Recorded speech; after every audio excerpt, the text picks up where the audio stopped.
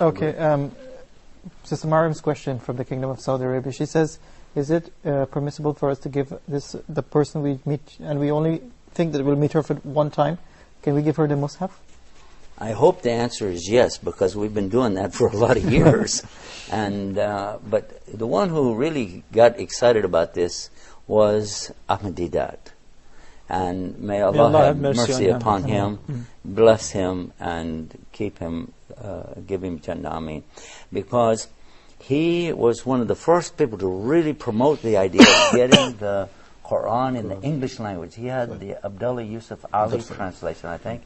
When I was in South Africa with IPCI, they wanted me to take that position that he had filled, you see, and I said, there's no way I could ever be in the shadow of this man.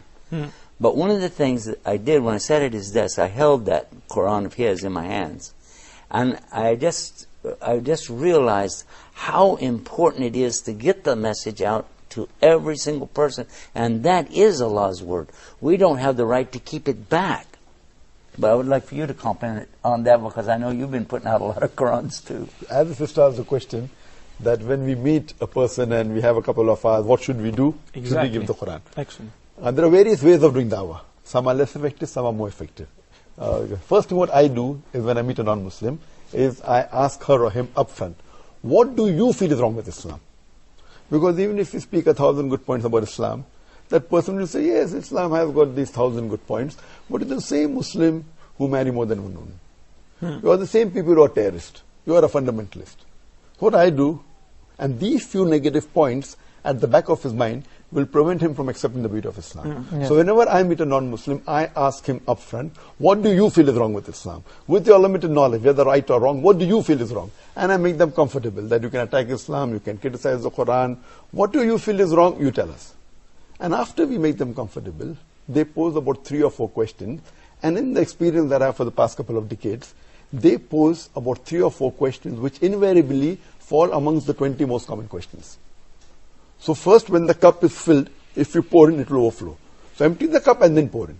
So when you remove that few doubts which are there in their mind, then even if you speak maybe 5 or 10 good points about Islam, they're accepted. So my first point is, I remove the negative point that they have about Islam. Yeah. And then speak the good points. That's and very smart. As far as the question is concerned, can you give them musaf? I feel you should take the opportunity. You should not lose any opportunity. You should, because what the Quran can do is wonders. This is basically the thought of the main principle of the deen, which is Tawheed. Allah begins by saying negation. La. Affirmation. La ilaha. La ilaha. Yes. Then illallah. And if you don't mind, I have something to share here, which is, we do learn from the invitees. We do learn from the people whom we give them da'wah. I was once giving a lecture to some new Muslims as well as guests who have not accepted Islam yet. And I raised the question of how did you come to Islam? So that it would inspire the new people, the guests, to take the opportunity to learn about Islam. So one of the audience said, basically, I have seen somebody carrying a nicely decorated book. The cover was a hardcover and it has gold writing in it, and it was kind of strange to me. So I asked him, what is it? And he said, that is the Quran. This is how I was introduced to the Quran, and this is how I was attracted to read the Quran. So I remember once I was flying back from California to Texas, and at the lounge there was a bunch of cheerleaders, and you know what I mean. And they were so disturbing, so I just had to step away, because I couldn't just sit in the same area with those guys, with those girls. And I was shocked when we got to board the plane that I happened to be sitting in the middle of them, surrounded with the cheerleaders. Was this Dallas Cowboy cheerleaders? Never mind, keep going. I was really offended, and here we're talking about almost 4 hours flight. I didn't know what to do. Laughing, screaming, and shouting, playing around, and I was sitting in the middle of them, in the last 4 or 5 seats. So I remember this idea of one of the invitees when he said that. I saw the glitter of the cover of the Quran, so I wanted to read it. Then immediately I had, not the Quran, rather the book of Riyadus Salihin, Gardens of the Pious. I had it in my backpack. So I pulled it out and I waved with it. I did that deliberately. And once I just opened it, and one of the girls who was sitting next to me saw this writing and the calligraphy on the cover of the book.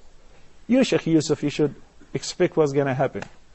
She screamed and said, wow, what is this? I said, well, it does work. To myself, obviously.